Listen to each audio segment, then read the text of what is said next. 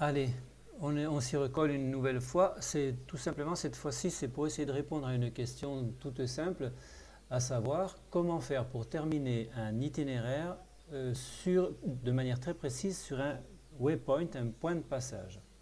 Alors regardez sur la carte qui est affichée ici. Vous avez à gauche un petit rectangle vert, Montbran, pardon. C'est un gîte où on peut donc passer la nuit. Et là, vous avez un petit ballon de rouge qui indique qu'on peut aller se désaltérer. Donc moi, ce que je vais faire, je vais d'abord créer un petit circuit, vous allez voir, sans tenir compte de ces waypoints. Le point de départ officiel, c'est Saint-Julien. On passe par la Cluse. Voilà, il n'y avait pas de route, mais vous avez vu, il en a trouvé une, c'est pas grave. On passe à Rabout. Et puis on va terminer à Superdévolu. Du moins, on termine provisoirement à Superdévolu. Voilà. Voilà l'itinéraire qui est créé.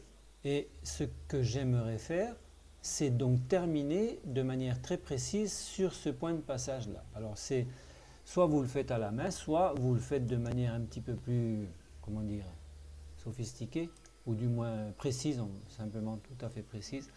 Quand j'affiche le détail de ce circuit, je vois le début, le point de départ et le point d'arrivée avec les étapes intermédiaires. Et surtout, je remarque sur la partie droite de l'écran un signe plus qui est en vert, qui m'indique que je peux insérer un waypoint. Ce que je vais faire, donc regardez, je vais insérer la joue du loup, insérer. Et je vais demander à recalculer, vous allez voir, donc normalement, ici, voilà, je vais essayer de vous montrer la totale. Quand il recalcule, voilà, on a eu une modification de la fin du circuit. Ok. Ce que j'aimerais vous montrer, c'est je vais refaire la même chose, mais cette fois en partant comment dire, en insérant l'autre waypoint. Je clique ici.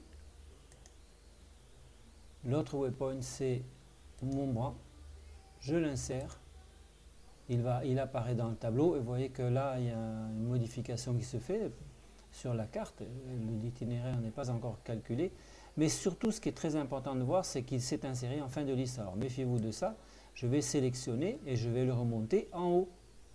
Sur la droite, vous avez une flèche bleue qui permet de remonter, enfin du moins de modifier l'ordre de vos étapes. Et là, je le passe en premier. Et je vais demander à recalculer. Et je vais fermer. Voilà.